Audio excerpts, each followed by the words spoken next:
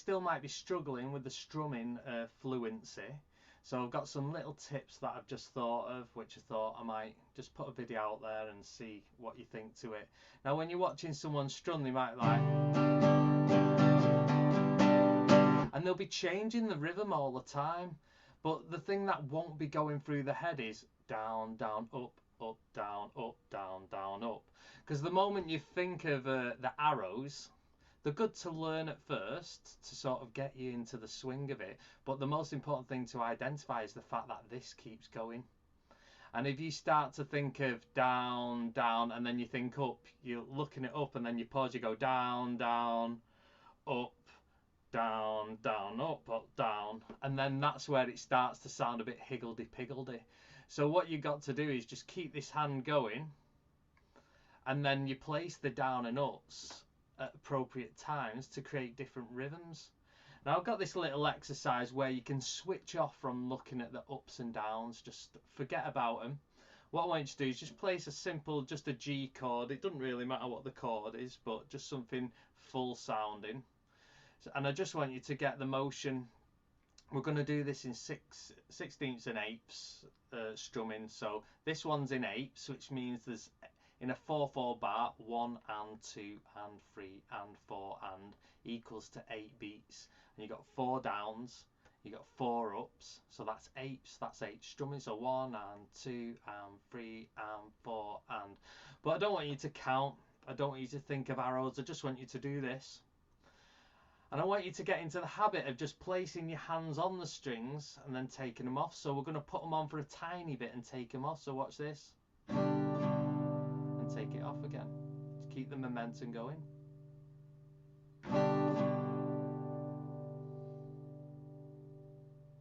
Put it on again.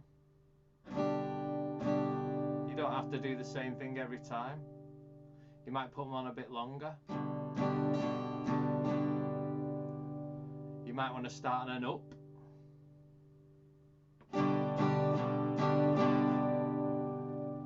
You're starting to come up with rhythms now without even thinking about it. So the pause you have here at the moment, I want you to make that smaller. So I want you to place your hands on, come off, have a little pause, but come back on. So watch.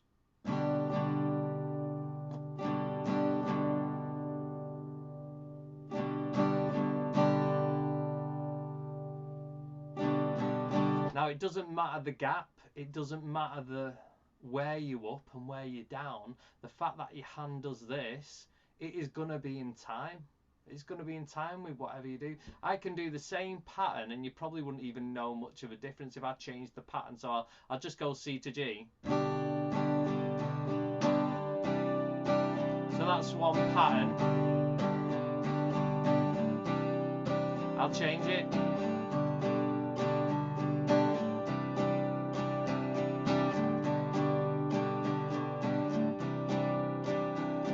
So you might be able to detect a sort of change in the pattern, but it still works with the chords and it'll still probably work with the same song. And all that's happening is I'm choosing different downs and ups to do, but I'm not choosing it really consciously. I'm just like bringing my hand off and on at different points. But the main thing is you can see my hands constantly doing this. So you get that going. I'm going to take, and just you're going to watch me experiment with it, so watch.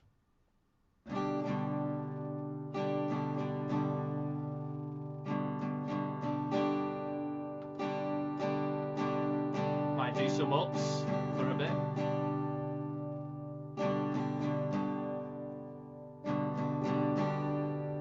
So the important thing is when you're coming off the strings, you're not just holding your hand down and going. That is not this exercise. This exercise is about just keeping your hand going and your hand going on the strings and off the strings at regular times. So you're starting to create patterns without having to think too hard. You're not like thinking about down, up, up, down, down, down, up, up. You're just like that.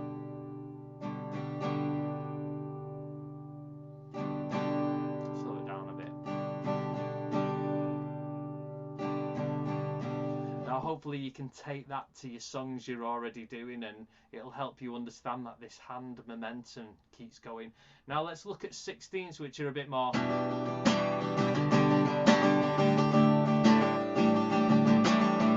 If you notice, it is quicker, but in actual fact the same thing's happening.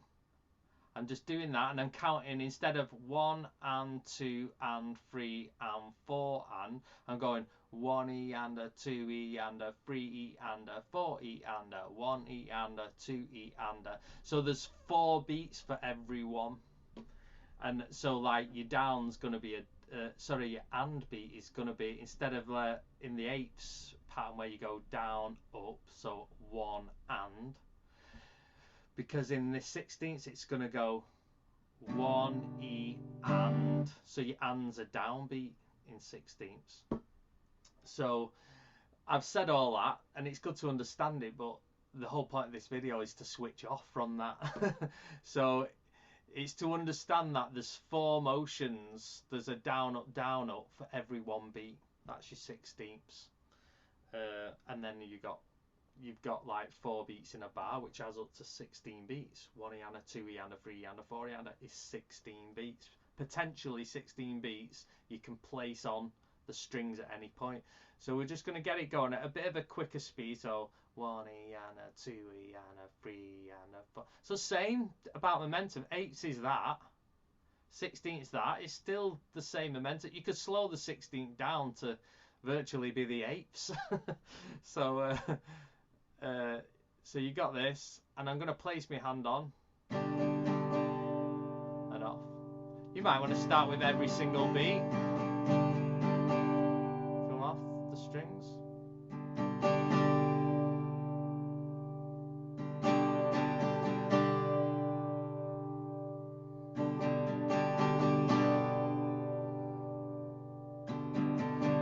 So there's no thought going round my head. If I play Wonderwall like this, you'll see where it comes from.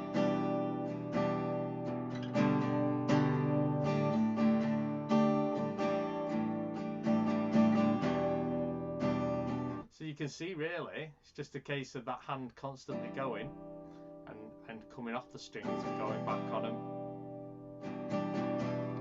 I would say just practice that for a week, and then you can sort of switch off from what's the strumming pattern for this, because I get that so much in every single private lesson I do, or group lesson, whatever.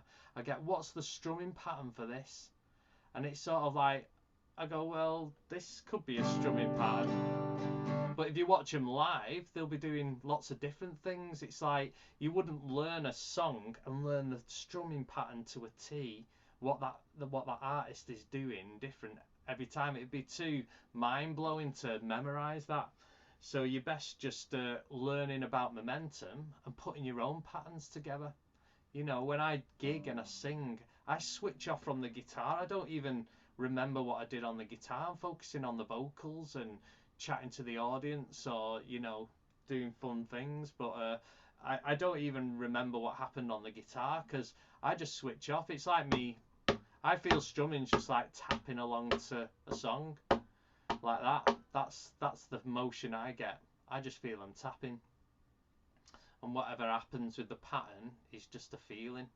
It's all got to be subconscious. That's why focusing on the ups and downs and the 1E and a 2E and the 1 and 2 and is good to learn, but it's not practical, and it's not real creativity or real playing. It goes off feeling and just momentum. So I hope that helps. It's a bit of a different video to what I'd normally do, but I hear lots of people talking about strumming all the time. There's so many problems, so hope that's a different slant on anything you might have learned before, because I know there's a lot of ways to teach one topic. So I hope you get something from that. Cheers, bye.